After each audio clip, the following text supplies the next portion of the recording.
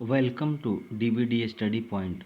दोस्तों, यह जो 11/8/2021 का नवोदय विद्यालय का जो पेपर हुआ था उसका सेट एम है। इसके पहले आपका रीजनिंग का आंसर दे दिया गया है, जो प्लेलिस्ट में पड़ा हुआ है, जा कर के देख लीजिएगा। और आज हिंदी का आपको उत्तर और 100% करेक्ट दिया जा रहा है। आइए प्रश्नों को सॉल्व करते हैं।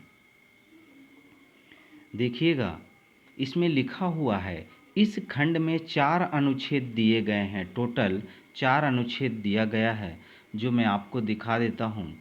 ये दूसरा है और तीसरा और चौथा 4 अनुच्छेद दिए गए हैं। इन चारों का उत्तर, एक अनुच्छेद में 5 प्रश्न दिए गए हैं और इनका उत्तर हमें देना है। तो पहले हम अनुच्छेद को पढ़ लें और उसके बाद में उसका उत्तर देंगे। प्रत्येक अनुच्छेद में 5 प्रश्न दिया गया है, ठीक है। और उसके बाद में जो पहला अनुच्छेद है उसको ध्यान से देखिए। शरीर का भार कम करने या स्वस्थ भार बनाए रखने के लिए केवल 2 साधारण नियम है। कितने साधारण नियम हैं? 2 साधारण नियम हैं। वे हैं कम वसा और शर्करा वाला संतुलित भोजन करना और अधिक व्यायाम करना। भार कम करने के लिए आपको भूखे रहने की कोई आवश्यकता नहीं है। यदि आप चीनी, केक, बिस्कुट कम लें तथा अधिक फल और सब्जियां खाएं और पर्याप्त पानी पिएं तो आपका भार कम हो जाएगा। क्या खाना है? अधिक फल, सब्जियां और पानी पीना है, तो भार क्या हो जाएगा? कम हो जाएगा और आप अधिक स्वस्थ हो जाओगे। प्रतिदिन सैर के लिए जाएं या साइकिल सैर करने जाएं या साइकिल चलाएं। टेलीविज़न देखने या वीडियो गेम खेलने के स्थान पर अधिक सक्रिय रहेंगे। यदि साइकिल चलाते हैं और प्रतिदिन सैर करने जाते हैं तो टेलीविज़न और वीडियो गेम जो होता है, ये इससे बेहतर होता है सैर करना और साइकिल चलाना। आइए आगे का प्रश्न अब इसमें देखते हैं। पहला प्रश्न दिया हुआ है, हम स्वस्थ कैसे रह सकते हैं? और जो भी उत्तर देना है अनुच्छेद के अनुरूप ही हमें उत्तर देना है। केवल बिस्कुट खाकर, बी है केवल व्यायाम करके, सी है संतुलित भोजन खाकर और व्यायाम करके, और डी अधिक फल खाकर।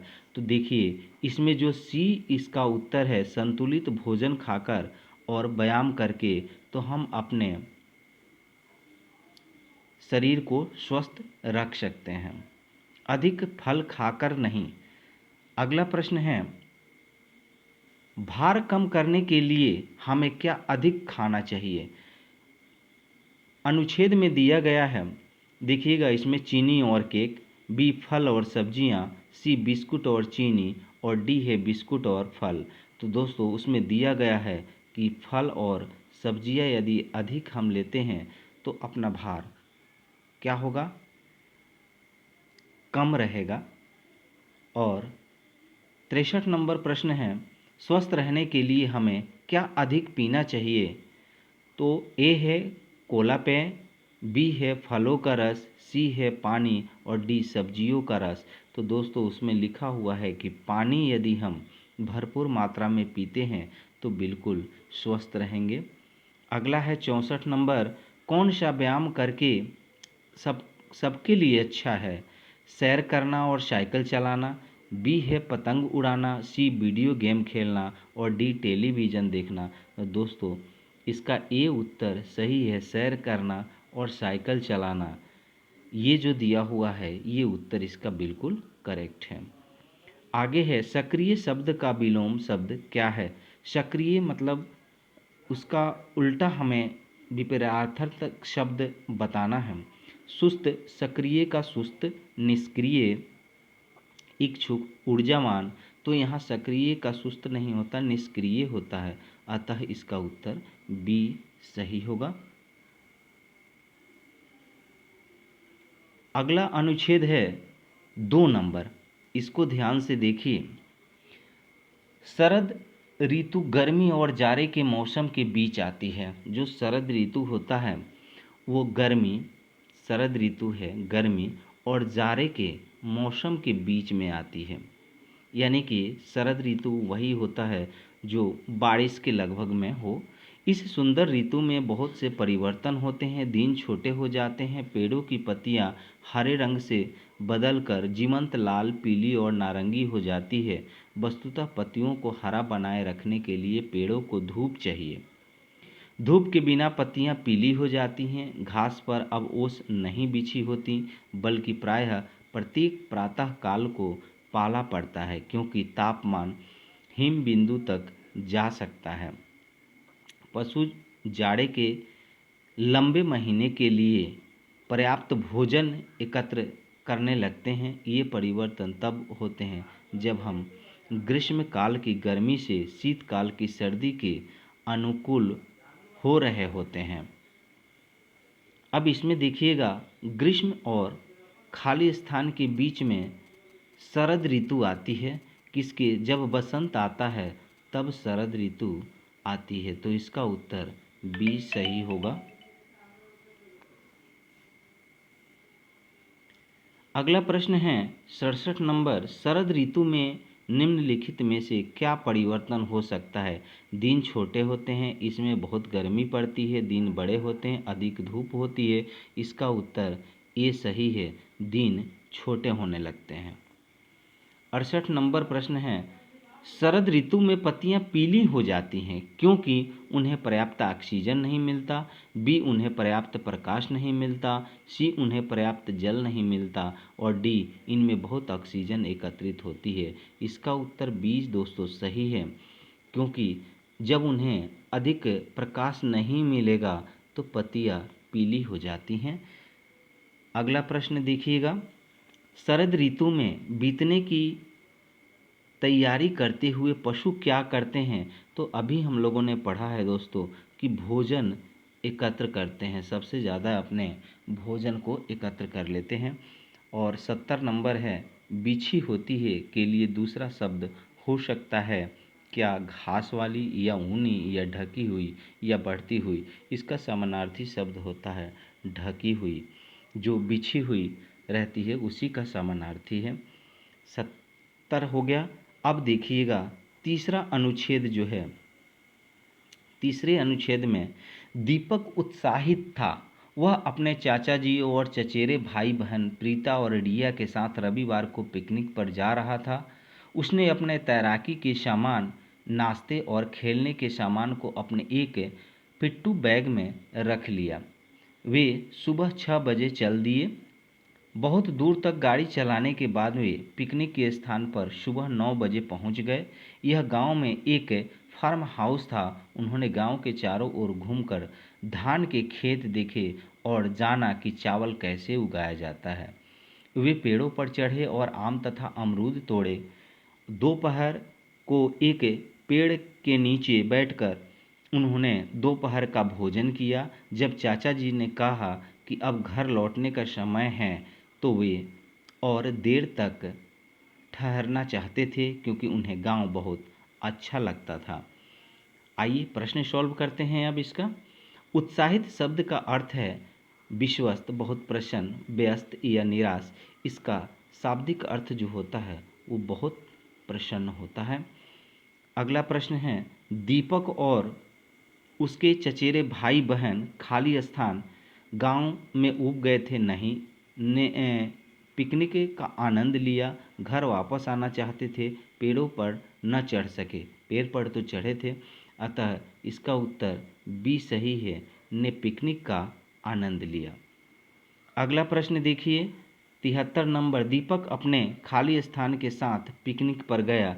किसके साथ? चाचा और चचेरे भाई बहन के साथ में गया था। ए है माता पिता, बी है चाचा जी और चचेरे भाई बहन, सी है मित्रों और डी है बहन। तो इसका उत्तर दोस्तों बी सही है, क्योंकि चाचा जी और चचेरे भाई बहन के साथ में वह लोग गए हुए थे। और 74 नंबर प्रश्न है, पिकनिक का स्थान एक खाली स्थान में था कहाँ पार्क में, समुद्र तट पर, या गांव में, या तरन ताल पर। तो दोस्तों अभी हम लोगों ने देखा था कि ये गांव में था। और अगला प्रश्न 75 नंबर है, चाचा जी ने दीपक को दिखाया कि कैसे खाली स्थान हम खाते हैं, तैरते हैं, गाड़ी चलाते हैं या चावल उगाते हैं। तो इसका डी उत्तर सही है, क्योंकि गांव में जब गए वो लोग तो देखे कि चावल कैसे उगाए जाते हैं।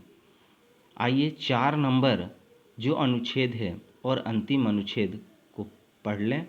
देखिए, क्या आपने रस्साकसी खेल खेला है? यह एक रोचक खेल है। रस्साकसी का खेल खेलने के लिए आपको कुछ खुली जगह, एक लंबी एवं मजबूत रस्सी और खिलाड़ियों की 2 टीमों को आवश्यकता होती है। खेल तभी रोचक होगा जब दोनों टीमें बराबर मजबूत होंगी। दोनों टीमों के बीच में एक रेखा खींच दी जाती है।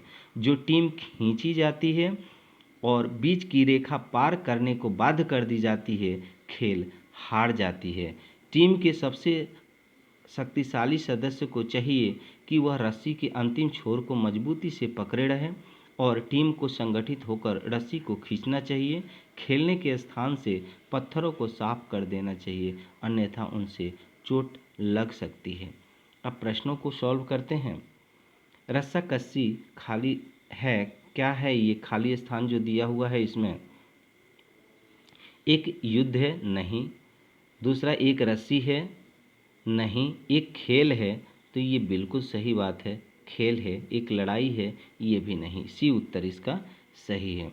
77 नंबर प्रश्न है, रस्साकसी में हम खाली स्थान ए मुक्केबाजी करते हैं, बी छुपा छुपी करते हैं, सी रस्सी खींचते हैं और डी बल्लेबाजी और गेंदबाजी करते हैं।